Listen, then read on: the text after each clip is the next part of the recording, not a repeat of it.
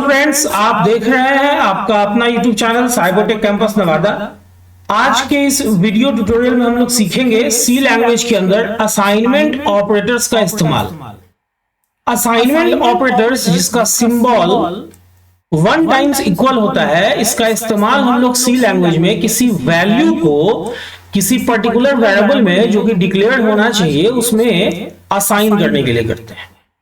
सी language में दो type का असाइनमेंट ऑपरेटर होता है। एक होता है सिंपल असाइनमेंट ऑपरेटर, जिसके लिए आप सिंगल टाइम्स मतलब 1 टाइम आप जो है इक्वल सिंबल को यूज करते हैं।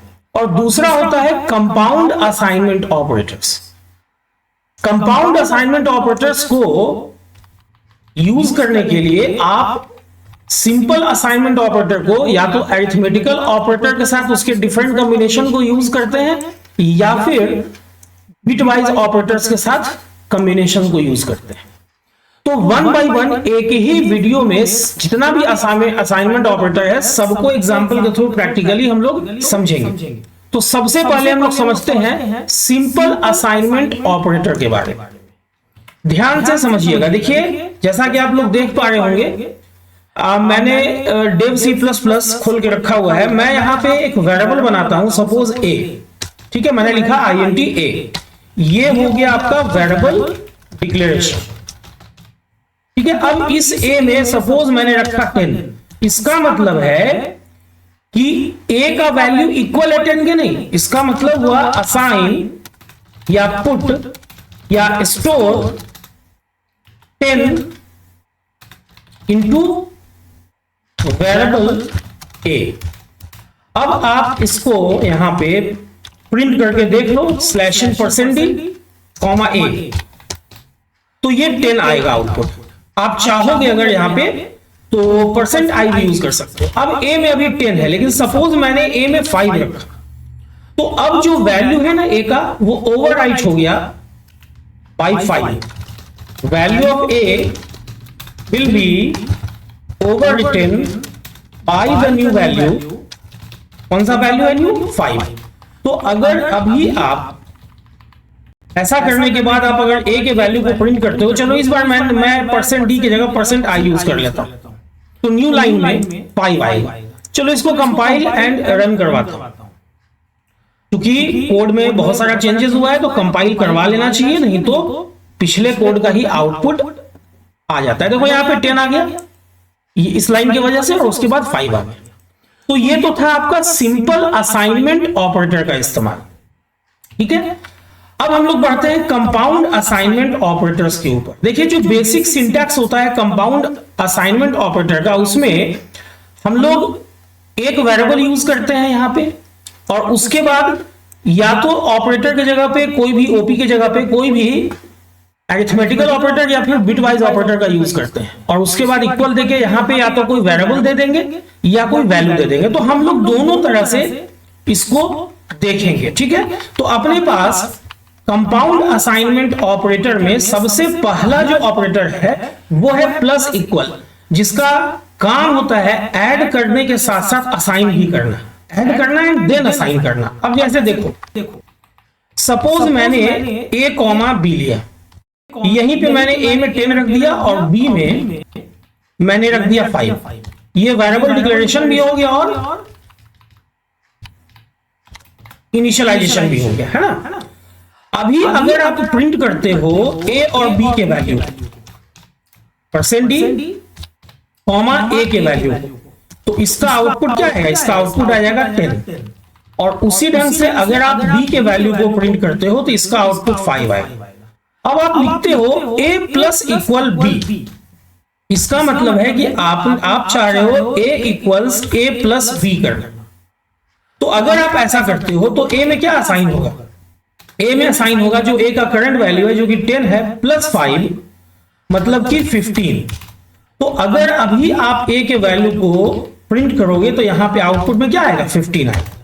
यहां पे देखो, ये तो वेरिएबल होना ही चाहिए। यहां पे भी मैंने वेरिएबल यूज किया। अब देखो सेकंड तरीका है, सपोज मैं लिखता हूं a प्लस इक्वल्स 3।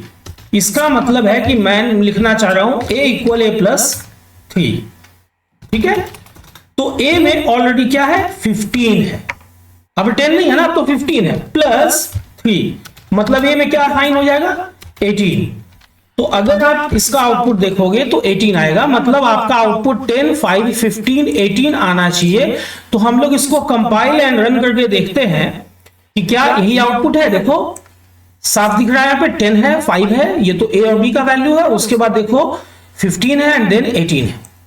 ठीक है, तो इस तरह से ये पहला असाइनमेंट कंपाउंड असाइनमेंट ऑपरेटर का काम हो गया। अब देखो सेकंड कंपाउंड असाइनमेंट ऑपरेटर है माइनस इक्वल, जिसका काम है पहले सब्ट्रैक्ट करना, माइनस करना, घटाना, है ना, उसके बाद असाइन करना। जैसे यहां तो चलो 10, 5 है, यहां पे अगर मैं लिखता हूं a माइनस इक्वल्स b, तो यहां क्या होगा, a equals a minus b होगा, मतलब a इक्वल्स 10 माइनस 5, मतलब कि 5।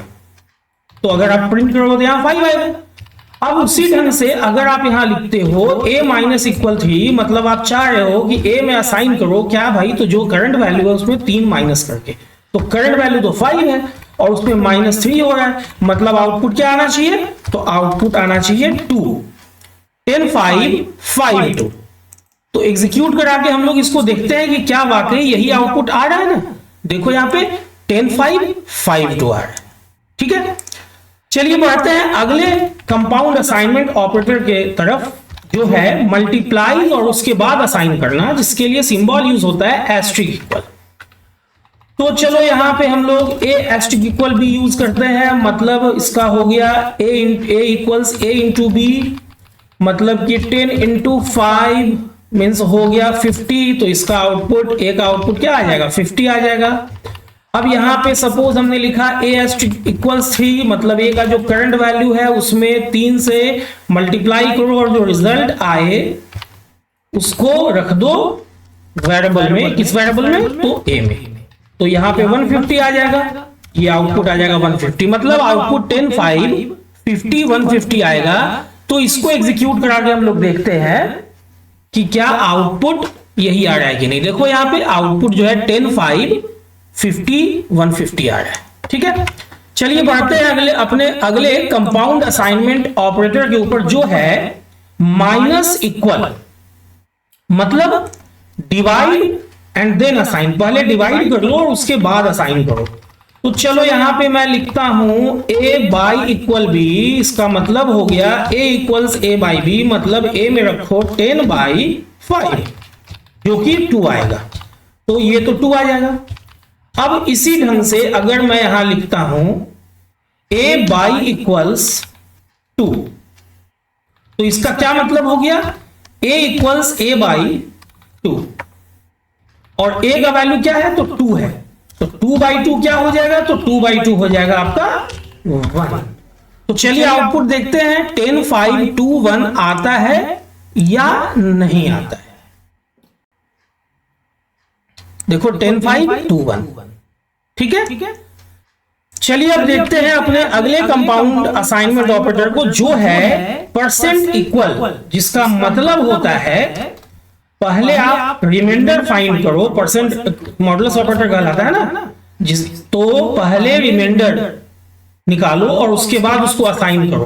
तो चलो यहां पे सपोज मैंने ले लिया b में इस बार 3 ले लिया है, ठीक है, तो ये तो 10, 3 आएगा। अब मैंने लिखा यहां पे a परसेंट इक्वल्स b, मतलब क्या हुआ, a परसेंट इक्वल b, है ना। तो a में क्या असाइन हो रहा है, 10% b, 3 3 9, क्या बचेगा, 1 बचेगा, मतलब एक आउटपुट 1 आना चाहिए।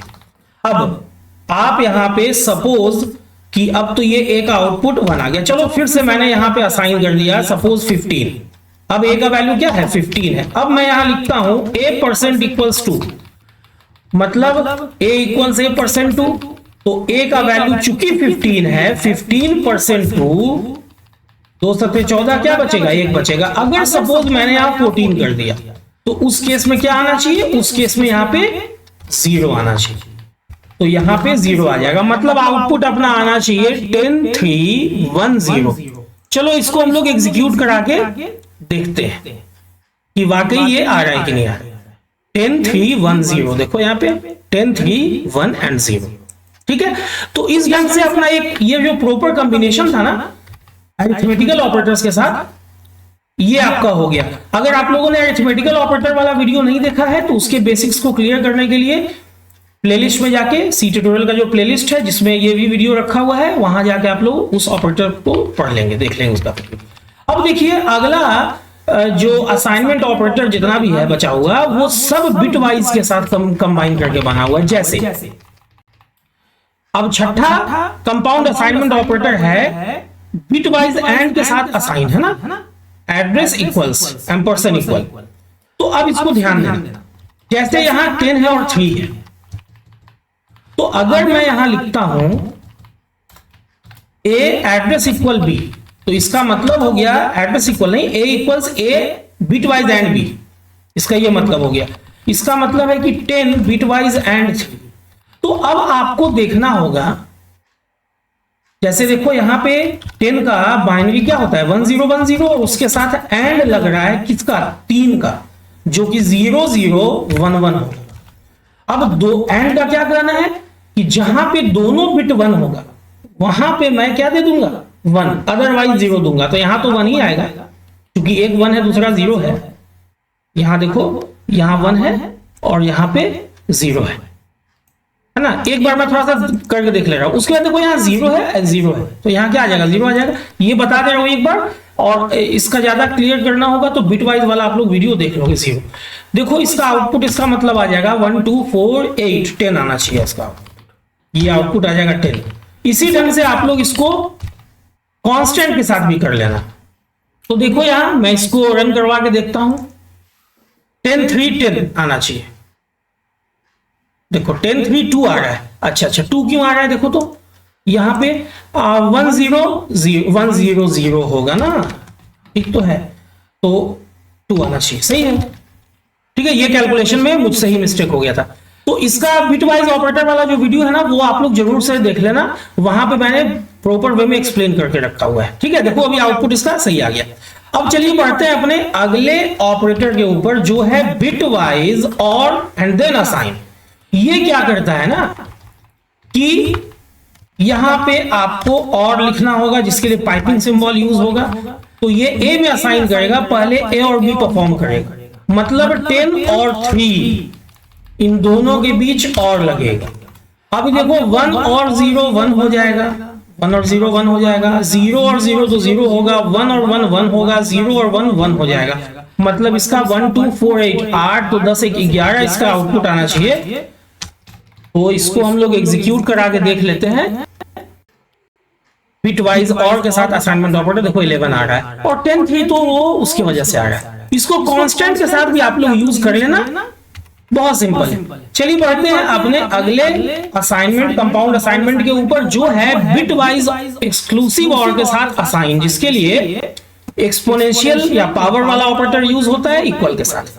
तो जैसा यहां पे हम लोग क्या करेंगे, यहां पे हम लोग शिफ्ट के साथ 6 दबाएंगे तो वो सिंबल आ जाएगा। चलो यहां पे भी हम लोग ऐसे ही करते हैं। इसका मतलब है कि 10 के साथ एक्सक्लूसिव और परफॉर्म करो 10 और 3 के बीच में। अब देखो एक्सक्लूसिव और का कहना होता है ना कि जहां पे दोनों अपोजिट है मैं 1 दूंगा। जैसे 1 0 1 होगा, 0 0 तो 0 ही होगा क्योंकि सेम है, 1 1 0 हो जाएगा और 0 1 1 होगा, मतलब 1 2 4 8 इसका 1 2 4 8 9 आना चाहिए आउटपुट। एक्सक्लूसिव और का कहना है कि जहां दोनों बिट सेम होगा मैं 0 दूंगा और जहां दोनों बिट अपोजिट होगा ना मैं 1 दे दूंगा। देखो 10 3 और 9, ठीक है। अब यहां पे मैंने 4 बिट पे कैलकुलेट किया है, आप लोग 8 बिट पे ही करना है, इसीलिए मैं कह रहा हूं कि इसके बेसिक्स को क्लियर करने के लिए बिट वाइज ऑपरेटर वाला वीडियो जरूर देख लेना। अब देखो अपने पास 9वां कंपाउंड असाइनमेंट ऑपरेटर है left shift and then assign. जैसे अगर मैंने यहां लिखा 100 और यहां लिखा 2 तो ये तो 100 आएगा ही आएगा और यहां 2 है। अब देखो मैं कह रहा हूं इसको कि भाई पहले आप लेफ्ट शिफ्ट करो ए के वैल्यू को बी बिट से, ठीक है। तो ए का वैल्यू जो कि 10 जो कि 100 है एक्चुअली, अब ये कितने बिट से लेफ्ट शिफ्ट हो रहा है तो 2 बिट्स। अभी बहुत ध्यान से इसको समझना। देखो 100 का आपको निकालना होगा बाइनरी, ठीक है। 1 2 4 8 16 इसको आप लोग निकाल के देखना कि ये कैसे होता है। मैं इसको एग्जीक्यूट करा के आप लोगों को दिखा देता हूं और आप लोग देखना आउटपुट इसका 400 आएगा। और पिछले वीडियो मैंने बताया भी था कि जब भी आप अगर सपोज एक बिट से करते ना, ऐसे ही फार्मूला है, अगर एक बिट से करोगे ना तो 200 आएगा। इसका फार्मूला इसीलिए मैं कह रहा हूं कि इस वीडियो को जरूर देख लेंगे। डबल हो जाता है, एक बिट से डबल होता है, 2 बिट से करने पे 4 गुना होता है, 3 बिट से करने पर 2 पर पावर 3 मतलब 8 गुना हो जाता है। देखो ना 3 बिट से मैं करके दिखाता हूं, 8 गुना होना चाहिए। देखो यहाँ पे ये 800 आ जाना चाहिए। देखो यहाँ पे 2 to the power n, 2 to the power जितना बिट आप लेफ्ट शिफ्ट करोगे ना उतना आ जाएगा। ठीक है, चलिए बढ़ते हैं अपने अगले कंपाउंड असाइनमेंट और लास्ट कंपाउंड असाइनमेंट ऑपरेटर के ऊपर, जो कि है right shift and then assign, जिसके लिए 2 बार ग्रेटर देन यूज होता है। अब देखो ये क्या करता है ना, ये डिक्रीज कर देता है, ये वैल्यू को value by 2 to the power bit कर देता है। जैसे अगर आप यहां 1 लिखे ना तो ये हाफ कर देगा। अगर आप यहां 1 लिखे तो इसको आप अगर राइट शिफ्ट करोगे 1 बिट से तो पता है ये हाफ कर देगा, यहां पे हाफ आ जाएगा। इसको भी मैंने बिट वाइज वाले वीडियो में समझाया है। देखो यहां पे 101 और 50 आ गया। अगर 2 बिट से करते ना तो वैल्यू जो कि 100 है बाई 2 टू द पावर 2 मतलब 25 आ जाए। अगर 2 बिट से करोगे ना तो 1/4 हो जाएगा। देखो यहां पे ये 25 आ रहा है कि नहीं। कंपाइल एंड रन, देखो 25 आ रहा है, सिंपल है। अगर इसको 3 बिट से करोगे तो क्या हो जाएगा, 100 बाई 3 बिट से। ध्यान देना, अगर 3 बिट से करते हो तो ये वैल्यू डिक्रीज हो जाएगा, पता है कितना से, 100 बाई 2 टू द पावर 3 मतलब कि 100 बाई 8, जो कि तकरीबन 12 आएगा, क्योंकि इंटीजर वैल्यू है ना, 12 ही आएगा। देखो इसको एग्जीक्यूट करा के 12 आना चाहिए, पहला 100 दूसरा 3 और उसके बाद 12 तक पहुंच जाएगा। तो इस ढंग से आज के वीडियो में आप लोगों ने कंप्लीटली सारे असाइनमेंट ऑपरेटर को सीख लिया और ये भी ट्रिक सीखा कि कैसे कंपाउंड असाइनमेंट ऑपरेटर बनता है। पहला कॉम्बिनेशन आपको सिंपल असाइनमेंट ऑपरेटर को अरिथमेटिकल ऑपरेटर्स के साथ कंबाइन कर लेना है, निकल जाएगा ये सारा पांचों। और उसके बाद रेस्ट ऑफ 5 जो है ना वो आप निकाल लोगे सिंपल असाइनमेंट ऑपरेटर को बिट वाइज ऑपरेटर के साथ कंबाइन करके। तो उम्मीद करता हूं कि अब आप लोग भी आसानी से सी लैंग्वेज के अंदर असाइनमेंट ऑपरेटर्स को यूज कर सकोगे। उम्मीद करता हूं ये वीडियो आप लोगों को अच्छी लगी होगी, नॉलेजेबल लगी होगी। अगर वीडियो अच्छी लगी हो तो वीडियो को लाइक और शेयर करना ना भूलें। अगर चैनल पे नए आए हैं और इस ढंग के वीडियो को देखना चाहते हैं, इस ढंग का वीडियो पसंद आता है तो चैनल को सब्सक्राइब कर दें और बेल बटन को हिट करना ना भूलें, ताकि जो भी वीडियो मैं अपलोड करूं उसका नोटिफिकेशन आप लोगों तक पहुंचता रहे और वीडियो आप लोग देखते रहें।